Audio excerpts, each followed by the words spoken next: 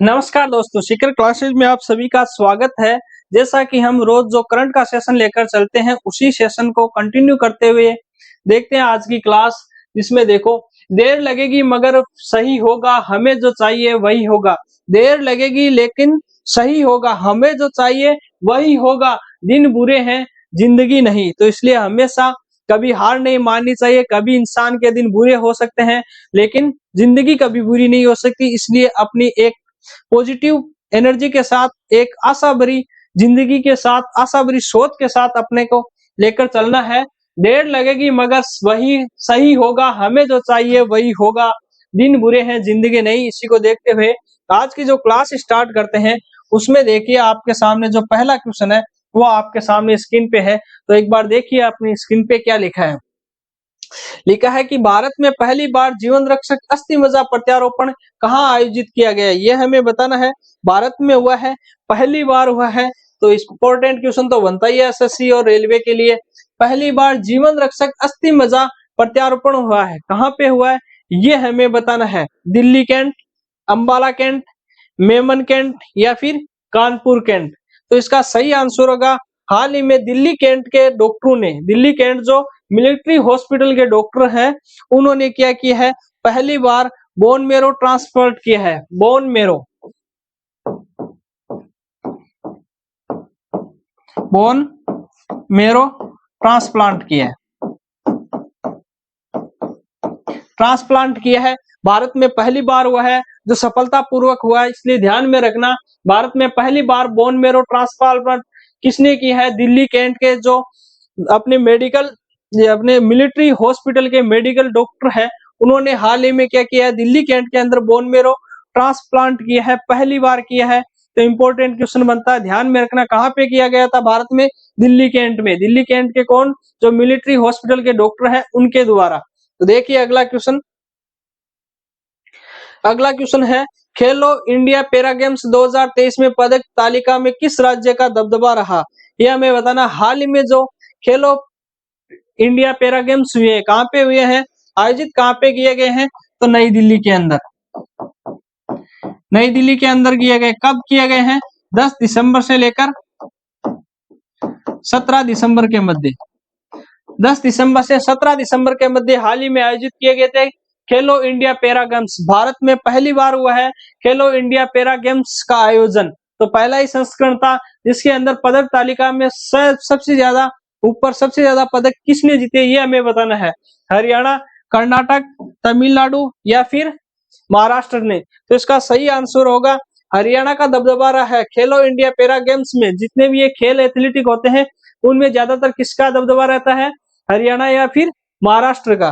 तो यहाँ पे हरियाणा का दबदबा रहा है खेलो इंडिया पैरा गेम्स 2023 के अंदर। सबसे ज्यादा पदक इन्होंने जीते हैं।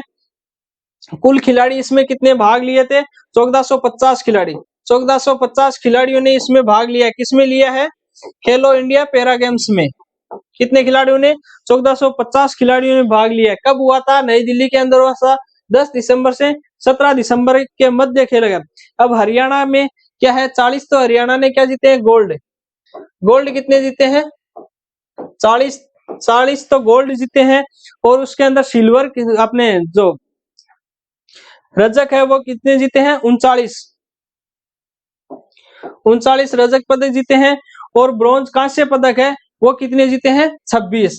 तो कुल मिलाकर हरियाणा ने कितने पदक जीते हैं, 105 पदक। 105 पदक के साथ हरियाणा कितने, कौन से स्थान पर है, पहले स्थान पर है। तो दूसरे स्थान पर कौन है, यूपी है, जो कितने पदक है, 62 पदक। तीसरे स्थान पर है तमिलनाडु, जिसने कितने हैं, 42 पदक। और राजस्थान का स्थान कौन सा है, छठा स्थान है। राजस्थान का स्थान है, छठा स्थान है, जिसने कुल 43 पदक जीते हैं। तो ध्यान में रखना, पहला स्थान किसका है, हरियाणा का। सेकंड स्थान किसका है, तो सेकंड स्थान है यूपी का। और थर्ड स्थान किसका है, तो तमिलनाडु का। फोर्थ राजस्थान का कौन सा स्थान है, छठा स्थान है। राजस्थान का कौन सा स्थान है, छठा स्थान। छठे स्थान पर कौन है, राजस्थान है, जिसने कुल पदक कितने जीते हैं, 43 पदक जीते हैं। 43 पदक में उसके सामने गोल्ड तो कितने हैं, स्वर्ण कितने हैं, वो तो है 10। और रजत कितने हैं, रजत उसके पास है 20। राजस्थान के पास 20 रजत है और कांस्य कितने हैं? कांस्य राजस्थान के पास है 13। तो राजस्थान ने जो खेलो इंडिया पैरा गेम्स हुए हैं उसके अंदर छठा स्थान प्राप्त किया है, जिसमें स्वर्ण उसके पास 10 है, रजत 20 है और कांस्य 13 है। कुल उसके पास 43 पदक है। जबकि हरियाणा ने 105 पदक, जिसमें गोल्ड है उसके पास, स्वर्ण 40 है, रजत 39 है और 26 ही कांस्य है। फिर सेकंड स्थान पे यूपी है, थर्ड स्थान पे तमिलनाडु है और सिक्स स्थान पे हमारा राजस्थान है। इसके बारे में हमने देखा। इसके बाद में यदि हम देखें तो अभी हाल ही में क्या हुए थे, खेलो इंडिया यूथ गेम्स भी हुए थे पिछली जनवरी में। पिछली जनवरी 2023 के अंदर क्या हुआ था, खेलो इंडिया यूथ गेम्स हुए थे। उसके अंदर भी थोड़ी सी नजर डाल देते हैं, क्योंकि खेलो इंडिया पैरा गेम्स और खेलो इंडिया यूथ गेम्स अलग अलग है, इनके फॉर्मेट अलग अलग है। ये पहली बार हुआ है भारत के अंदर खेलो इंडिया पैरा गेम्स का आयोजन। कहाँ पे किया गया? दिल्ली के अंदर किया गया। कब किया गया? 10 दिसंबर से 17 दिसंबर के मध्य। इसमें सबसे ज्यादा पदक हरियाणा ने 105 पदक लिए हैं, जिसके पास 40 गोल्ड है, रजत है उसके पास 39 है और कांस्य पदक है वो 26 है। कुल 105 पदक है। इसमें सेकंड स्थान पे यूपी रहा, थर्ड स्थान पे तमिलनाडु रहा और छठे स्थान पे राजस्थान रहा, जिसके पास 43 पदक है, जिसमें से उसके पास 10 तो स्वर्ण पदक है, 20 रजत पदक है और 13 कांस्य पदक है। ये चीज ध्यान में रखनी।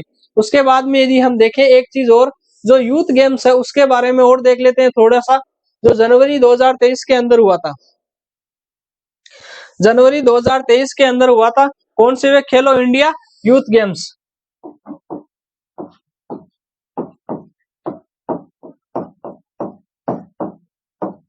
खेलो इंडिया यूथ गेम्स। अब ये खेलो इंडिया यूथ गेम्स, ये खेलो इंडिया पैरा गेम्स 2023 से बिल्कुल अलग है। ये कब हुआ था? 30 जनवरी से 11 फरवरी के मध्य। 30 जनवरी से 11 फरवरी 2023 के मध्य अलग अलग 5-6 राज्यों में करवाए गए थे, जिसमें एमपी, महाराष्ट्र, हरियाणा ये थे। इसके अंदर जो पहले स्थान पे रहा था वो कौन रहा था? महाराष्ट्र। तो जो खेलो इंडिया यूथ गेम्स है उसके फर्स्ट स्थान पे कौन है? महाराष्ट्र। महाराष्ट्र है, जिसने कुल कितने 161 पदक जीते हैं, 161 पदक। उसके बाद सेकंड स्थान पे रहा था हरियाणा। सेकंड स्थान पे रहा था हरियाणा। हरियाणा ने कुल पदक जीते 128 और जो थर्ड स्थान पे रहा था वो था एमपी। थर्ड स्थान पे एमपी रहा था, जिसने 96 पदक जीते हैं। तो ये देखिए जो खेलो इंडिया यूथ गेम्स है उसके अंदर कहाँ पे हुआ था? 30 जनवरी से 11 फरवरी के मध्य खेले गए थे, जिसमें पहले स्थान पे महाराष्ट्र रहा था, दूसरे स्थान पे हरियाणा 128 पदों के साथ और फर्स्ट स्थान पे महाराष्ट्र 161 पदकों के साथ और थर्ड स्थान पे एमपी रहा था 96 पदकों के साथ। अब इसी के तहत हम आगे देख लेते हैं कि हमारा राजस्थान कौन से नंबर पे रहा था। तो हमारा राजस्थान रहा था चौथे नंबर पे। इसमें राजस्थान कितने नंबर पे रहा था? चौथे नंबर पे। राजस्थान चौथे नंबर पे रहा था, जिसने राजस्थान के पास कुल पदक थे 48 पदक। कुल 48 पदक थे। राजस्थान के पास कितने पदक थे? कुल 48 पदक थे। किसमें थे? खेलो इंडिया यूथ गेम्स के अंदर 48 पदक थे, जिसके अंदर उसके पास 19 तो गोल्ड थे। गोल्ड कितने थे? 19 गोल्ड थे। उसके बाद स्वर्ण थे, उसके रजत थे 10 और 20 कांस्य थे। 10 सिल्वर थे और 20 कांस्य थे। ये किसके पास थे? राजस्थान के पास थे। कुल कितने पदक थे? 48 पदक थे, जिसके अंदर 19 कांस्य थे। सॉरी 19 10 19 थे। यूथ गेम्स के अंदर कौन से स्थान पे रहा था? चौथे स्थान पे। जबकि जो हमारा खेलो जो ये था कौन सा? खेलो इंडिया पैरा गेम्स 2023, उसके अंदर पहले स्थान पे कौन था? हरियाणा, दूसरे पे यूपी, तीसरे पे तमिलनाडु और राजस्थान कौन से पे था? छठे स्थान पर, जिसके 43 पदक उसके पास थे, जिसमें से 10 तो उसके पास क्या थे? गोल्ड थे, 20 उसके पास सिल्वर थे और ब्रॉन्ज कितने थे? 13 थे। इन चीजों को ध्यान में रखना, इंपॉर्टेंट क्वेश्चनों में आएगा और आपसे एक ना एक पूछा जाएगा। जो भी एग्जाम होगा उसके अंदर 100% एग्जामिनर इसको टारगेट करेगा। तो इसको टारगेट करेगा तो ध्यान में रखना, ये क्वेश्चन आपको भूलना नहीं है। उसके बाद देखिए अगला क्वेश्चन है भारत में नए इजरायली राजदूत के रूप में किसे नियुक्त किया है? अभी हाल ही के अंदर क्या है, भारत में नया इजरायली राजदूत नियुक्त किया गया है। तो किसको नियुक्त किया गया है ये हमें बताना है। रूवेन अजार को, या फिर बेंजामिन नेतन्याहू को, या फिर एविगडोर लिब्रमैन को, या फिर नेफ्तताली बेनेट को। तो इसका सही आंसर होगा रूवेन अजार। रूवेन अजार को हाल ही में क्या किया गया है, भारत में नए इजरायली राजदूत के रूप में नियुक्त किया। इजराइल की ओर से भारत में नया राजदूत जो नियुक्त किया गया है उसका नाम है रूवेन अजार। तो देखिए अगला क्वेश्चन। अगला क्वेश्चन आपके सामने है कि दिसंबर 2023 में मेडन सीनियर नेशनल स्नूकर खिताब किसने जीता है? कौन सा? मेडन सीनियर नेशनल स्नूकर खिताब किसने जीता है दिसंबर 2023 में? तो देखिए सौरभ कोठारी ने, या फिर मोहम्मद हुसैन खान ने, या फिर पंकज आडवाणी, और चौथा ऑप्शन आपके पास है आदित्य मेहता। तो इसका सही आंसर होगा सौरभ कोठारी। सौरभ कोठारी ने हाल ही में दिसंबर 2023 का जो मेडन सीनियर नेशनल स्नूकर खिताब है वो जीता है। किसने जीता है? सौरभ कोठारी ने जीता है, इसको ध्यान में रखना। उसके बाद देखिए अगला क्वेश्चन। अगला क्वेश्चन आपके सामने है, आईपीएल इतिहास के दूसरे सबसे महंगे खिलाड़ी बने हैं पैट कमिंस को किस टीम ने खरीदना है ये हमें बताना है। आईपीएल अभी हाल ही में जो आईपीएल 2024 है उसके लिए खिलाड़ियों की बोली लगी है, उसके अंदर सबसे महंगे है। उसके बाद इस क्वेश्चन क्या पूछा आपसे ये देखो, सबसे महंगे खिलाड़ी बने पैट कमिंस को किस टीम ने खरीदा है? इतिहास के कौन से? दूसरे। तो पहला कोई दूसरा खिलाड़ी है, तो दूसरे खिलाड़ी सबसे महंगे खिलाड़ी कौन बने हैं? कमिंस, पैट कमिंस है वो बने हैं। तो किस टीम ने खरीदा ये हमें बताना है। तो किस टीम ने खरीदा है? सनराइज हैदराबाद ने, या फिर दिल्ली कैपिटल्स ने, या मुंबई इंडियंस तीसरा ऑप्शन, और चौथा ऑप्शन आपके पास है चेन्नई सुपर किंग्स। तो सही आंसर होगा सनराइज हैदराबाद। सनराइज हैदराबाद है, उन्होंने हाल ही में क्या किया है, जो आईपीएल की बोली लगी थी उसमें विश्व के दूसरे सबसे महंगे खिलाड़ी है पैट कमिंस, उनको खरीदा है। जो क्या 2 करोड़ की बोली के थे उनको कितने में खरीदा है? 20.5 करोड़ में। 20.5 करोड़ में खरीदा गया है। किसके द्वारा? सनराइज हैदराबाद के द्वारा। किसको? पैट कमिंस को। तो देखिए सबसे ज्यादा फिर कहूं तो किसने खरीदा है? मिचेल स्टार्क को। पहले खिलाड़ी सबसे ज्यादा कौन बने हैं? Mitchell craft. मिचेल स्टार्क है, उनको खरीदा गया है। कितने में खरीदा गया है? 24.75 करोड़ में। 24.75 करोड़ में। तो किसके द्वारा खरीदा गया है ये आपको ध्यान में रखना। तो केकेआर द्वारा। सबसे महंगे केकेआर द्वारा किसको खरीदा गया है? मिचेल स्टार्क को 24.75 करोड़ में। और दूसरे सबसे महंगे खिलाड़ी को सनराइज हैदराबाद ने खरीदा है कितने में? 20.5 करोड़ में, जिनकी जो बेसिक प्राइस थी वो थी 2 करोड़। तो देखिए अगला क्वेश्चन। अगला क्वेश्चन आपके सामने है, भारतीय नौसेना ने किस आईआईटी, 1 मिनट कोई क्वेश्चन छूट रहा है देखते हैं।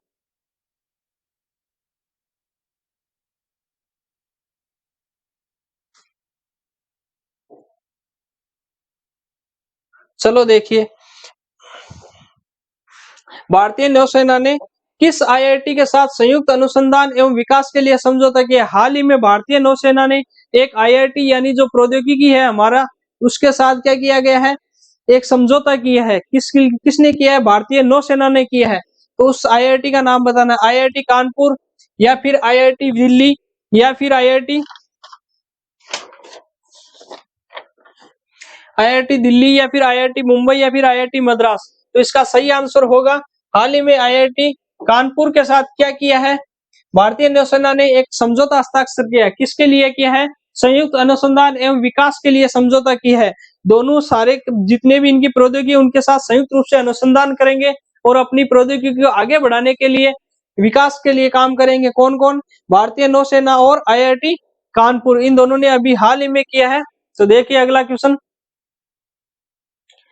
अगला क्वेश्चन है, भारत सरकार ने दिल्ली मेरठ रीजनल रैपिड, जो भारत सरकार ने Delhi Meerut regional rapid transit system corridor के लिए किसके साथ लोन एग्रीमेंट किया है? अभी हाल ही में जो भारत सरकार ने Delhi Meerut regional rapid transit system corridor है उसके लिए लोन एग्रीमेंट किया है। किसके साथ किया है ये हमें बताना है। एशियाई विकास बैंक के साथ, या फिर एसबीआई बैंक के साथ, या फिर न्यू डेवलपमेंट बैंक के साथ, या फिर वर्ल्ड बैंक के साथ? तो इसका सही आंसर होगा एशियाई विकास बैंक के साथ। एशियाई विकास बैंक के साथ हाल ही में भारत सरकार ने क्या किया है, एक लोन एग्रीमेंट किया है। किसके लिए किया है? जो Delhi Meerut regional rapid transit system corridor है, उसको व्यवस्थित करने के लिए, उसको विकास करने के लिए किसके साथ किया लोन एग्रीमेंट? एशियाई विकास बैंक के साथ किया है। किसने किया है? भारत सरकार ने किया है। तो देखिए अगला क्वेश्चन, अभी हाल ही में जो चुनाव हुए हैं विधानसभा के, छत्तीसगढ़ में राज्य विधानसभा का अध्यक्ष किसे चुना गया, यह हमें बताना है। वहां के अभी जो चुनाव संपन्न हुए हैं उनमें राज्य विधानसभा के अध्यक्ष के रूप में किसे चुना, यह हमें बताना है। तो रमन सिंह को पहला, दूसरा ऑप्शन आपके पास है भूपेश बघेल, तीसरा ऑप्शन है शत्रुघ्न सिन्हा और चौथा ऑप्शन है अशोक गहलोत। तो हाल ही में जो छत्तीसगढ़ के राज्य विधानसभा चुनाव हुए हैं उनमें संयुक्त रूप से किसको विधानसभा अध्यक्ष बनाया गया है? रमन सिंह को। हाल ही में रमन सिंह को, जो पूर्व मुख्यमंत्री है, उनको छत्तीसगढ़ का राज्य विधानसभा अध्यक्ष चुना गया है। तो देखिए राजस्थान में किसको चुना गया है? तो देवनानी को, वासुदेव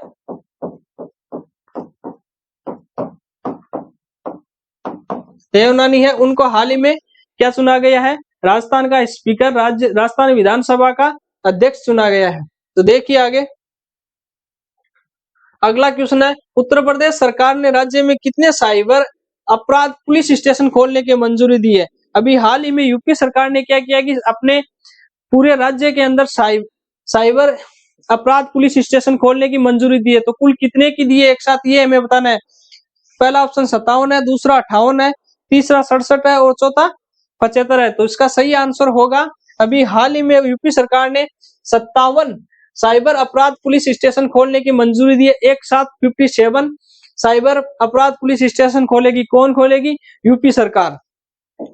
तो देखिए अगला क्वेश्चन है, कौन सा भारतीय राज्य 2023 में एफडीआई प्राप्तकर्ता के रूप में शीर्ष स्थान पर पहुंचा गया है? यह हमें देखना है। बहुत ही अच्छा क्वेश्चन है कि अभी भारतीय राज्य है 2023 में जो एफडीआई है, डायरेक्ट फंड निवेश वाला सिस्टम है, उसके अंदर सबसे ज्यादा किस राज्य के अंदर फंड निवेश हुआ है? एक नंबर पे कौन सा राज्य है जिसने अपना डायरेक्ट फंड इन्वेस्टमेंट किया है? तो कौन सा राज्य है ये हमें बताना है। महाराष्ट्र है, गुजरात है, कर्नाटक है और चौथा ऑप्शन आपके पास है तमिलनाडु। तो इसका सही आंसर आपका होगा महाराष्ट्र सरकार। महाराष्ट्र जो राज्य है वो हाल ही में एफडीआई के अंदर भारत में पहले स्थान पर है। सबसे ज्यादा एफडीआई जो इन्वेस्टमेंट हो रहा है, फंड डायरेक्ट इन्वेस्टमेंट है, वो किस राज्य में हुआ है? महाराष्ट्र राज्य में हुआ है। तो देखिए अगला क्वेश्चन है, आरबीआई ने किस बैंक को रेलवे कर्मचारियों को पेंशन देने के लिए अधिकृत किया है?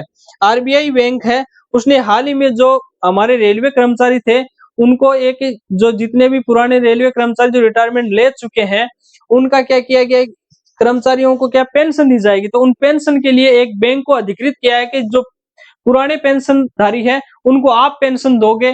तो उसके लिए अधिकृत आरबीआई ने किया। किस बैंक को किया ये हमें बताना है। बंधन बैंक को, ग्रामीण बैंक को, इंडिया पोस्ट पेमेंट बैंक को या फिर भारतीय स्टेट बैंक को? तो इसका सही आंसर होगा जो बंधन बैंक है उसको अधिकृत किया गया आरबीआई द्वारा हाल ही में, कि जितने भी जो हमारे रेलवे के पुराने पेंशनर्स कर्मचारी है उनको पेंशन आप दोगे। उनका जो अधिकृत किया, मतलब पेंशन तो रेलवे गवर्नमेंट देगी, लेकिन उनका जो एक प्रोसेस होता है, बैंक जिसको अधिकृत किया जाता है वही बैंक के खाते में उसमें पेंशन ट्रांसफर करती है उनके खातों में। तो वो बैंक है बंधन बैंक। तो देखिए अगला क्वेश्चन है, कोप 29 शिखर सम्मेलन 2024 की मेजबानी कौन सा देश करेगा? बहुत ही अच्छा क्वेश्चन है, इंपॉर्टेंट क्वेश्चन है, इसको ध्यान में रखना। कोप 29 शिखर सम्मेलन 2024 की मेजबानी कौन सा देश करेगा? इंपॉर्टेंट क्वेश्चन है, एग्जामिनर टारगेट करेगा। 29 अभी हाल ही में कौन सा कोप सम्मेलन हुआ है? कोप 28 सम्मेलन है, कोप 28 हुआ है। उसका शिखर सम्मेलन कहाँ हुआ है? दुबई के अंदर, संयुक्त अरब अमीरात में। कोप 28 का कहाँ किया गया है? दुबई में, यूएई के अंदर। तो उसी के अंदर 2000 कोप 29 के लिए मेजबानी दी गई है। किसको दी गई है? अजरबैजान को, ब्राजील को, तीसरा ऑप्शन आपके पास है डेनमार्क और चौथा ऑप्शन है पुर्तगाल। तो इसका सही आंसर होगा, हाल ही में अजरबैजान को कोप 29 शिखर सम्मेलन के लिए 2024 की मेजबानी दी गई है। किसके द्वारा दी गई है?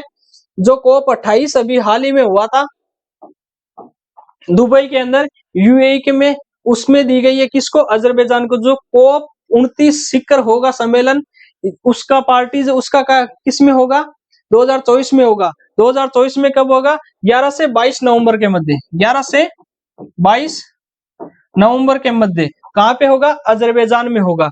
तो यही आपसे पूछा जाए कि कोप 29 कहाँ होगा। अब कोप 30 कहाँ होगा ये हमें बताना है कि उसके इसके अंदर कोप 29 और 30 आगे की दो मेजबानियां दी जाती है। उसके अंदर कोप 29 तो अजरबैजान को दिया गया, अब कोप 30 कोप 30 है, उसकी मेजबानी किसको दी गई ये हमें बताना है। तो कोप 30 की मेजबानी दी गई ब्राजील को। दो दक्षिणी अमेरिका का देश है ब्राजील, उसको क्या किया हाल ही में कोप 30 की मेजबानी की घोषणा की है। कोप 30 का आयोजन कहाँ पे होगा, ब्राजील के अंदर होगा। कब होगा, 10 से 21 नवंबर के मध्य। कोप 30 कब होगा, 10 से 21 नवंबर के मध्य होगा। कहाँ पे होगा, ब्राजील के अंदर होगा। कोप 28 कहाँ हुआ है, दुबई में, यूएई में होगा। ध्यान में रखना, इंपॉर्टेंट क्वेश्चन है, वेरी वेरी इंपॉर्टेंट में डाल देना, एग्जाम में 100% इसको टारगेट करेगा। तो देखिए अगला क्वेश्चन, अगला क्वेश्चन आपके सामने है, कंप्रेस्ड बायोगैस परियोजना को बढ़ावा देने के लिए, कंप्रेस्ड जो बायोगैस परियोजना को बढ़ावा देने के लिए रिलायंस इंडस्ट्रीज ने किस बैंक के साथ सहयोग किया है। जो कंप्रेस्ड बायोगैस है, इस परियोजना को बढ़ावा देने के लिए जो रिलायंस इंडस्ट्रीज है उसने एक बैंक के साथ समझौता किया है। इन बैंक के साथ समझौता वित्त फंड को प्राप्त करने के लिए किया जाता है। तो किसके साथ किया है ये हमें बताना है, डीबीएस बैंक इंडिया, या फिर एचडीएफसी बैंक इंडिया, या फिर कोटक महिंद्रा बैंक। चौथा ऑप्शन आपके पास है आईडीएफसी फर्स्ट बैंक। तो इसका सही आंसर होगा जो डीबीएस बैंक इंडिया है। डीबीएस बैंक इंडिया के साथ समझौता किया है, किसने किया है, रिलायंस इंडस्ट्रीज ने। किसके लिए किया है, कंप्रेस्ड बायोगैस परियोजना को बढ़ावा देने के लिए। तो देखिए अगला क्वेश्चन, अगला क्वेश्चन है, वित्तीय संस्थान पुरस्कारों के लिए 2023 जलवायु मूल्यांकन में शीर्ष प्रदर्शनकर्ता के रूप में किस बैंक को चुना गया है। जो हाल ही में वित्तीय संस्थान है, वित्तीय संस्थानों में बैंक भी आती है, फाइनेंशियल बैंक भी आती है, पुरस्कारों के लिए 2023 का जलवायु मूल्यांकन में शीर्ष प्रदर्शनकर्ता के रूप में किस बैंक को चुना गया ये हमें बताना है। उस बैंक का नाम बताना है जिसको वित्तीय संस्थान पुरस्कार 2023 के अंदर जो जलवायु मूल्यांकन है उसमें शीर्ष प्रदर्शनकर्ता के रूप में चुना गया है। तो देखना, पहला ऑप्शन है फेडरल बैंक, दूसरा ऑप्शन है आपके सामने बैंक ऑफ इंडिया, तीसरा ऑप्शन है इंडियन ओवरसीज बैंक, और चौथा ऑप्शन है बैंक ऑफ बड़ौदा। तो इसका सही आंसर होगा जो फेडरल बैंक है। फेडरल बैंक को हाल ही में वित्तीय संस्थान पुरस्कारों 2023 में फर्स्ट स्थान पे चुना गया। किसके लिए, जलवायु मूल्यांकन में विशिष्ट प्रदर्शन के रूप में चुना गया। किसको, फेडरल बैंक को।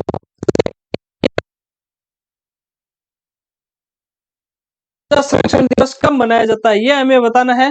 राष्ट्रीय ऊर्जा संरक्षण दिवस कब मनाया जाता है, दिसंबर के दिन, पहला ऑप्शन, दूसरा 16 दिसंबर के दिन, तीसरा ऑप्शन है 13 दिसंबर के दिन, और 15 दिसंबर के दिन। होगा दिसंबर के दिन क्या मनाया जाता है, राष्ट्रीय ऊर्जा संरक्षण दिवस मनाया जाता है। कब मनाया जाता है, 14 दिसंबर। 14 दिसंबर के दिन क्या मनाया जाता है, राष्ट्रीय ऊर्जा संरक्षण दिवस मनाया जाता है। 16 दिसंबर के दिन क्या मनाया है, अंतर्राष्ट्रीय प्रवासी दिवस मनाया जाता है। तो देखिए राष्ट्रीय ऊर्जा संरक्षण दिवस है वो कब मनाया जाता है, 14 दिसंबर के दिन। किस से स्टार्ट है, 1991 से, 1991 से मनाया गया 14 दिसंबर के दिन राष्ट्रीय ऊर्जा संरक्षण दिवस मनाया जाता है। किसके तहत, ऊर्जा मंत्रालय के तहत। मंत्रालय कौन सा है इसका, ऊर्जा मंत्रालय। ऊर्जा मंत्रालय के तहत मनाया जाता है। अब मंत्रालय के तहत तो मनाया जाता है, लेकिन कौन है, ऊर्जा ब्यूरो। तो ये देखना, हर वर्ष 1991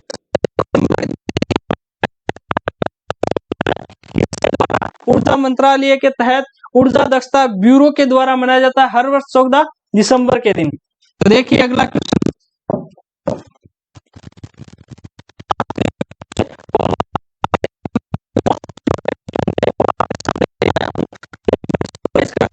राष्ट्रीय ऊर्जा संरक्षण दिवस कब मनाया जाता है? तो 14 दिसंबर के दिन।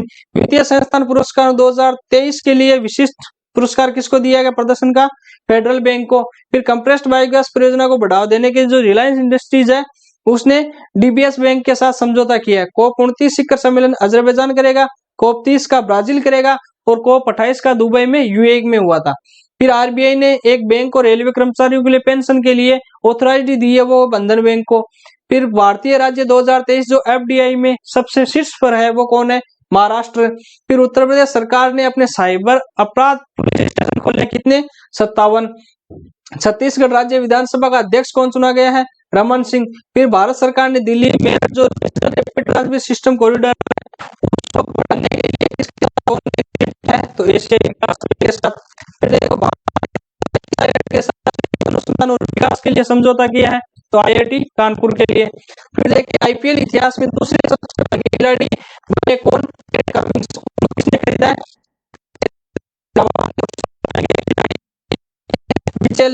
मिचेल उस स्टॉक उनको किसने खरीदा है?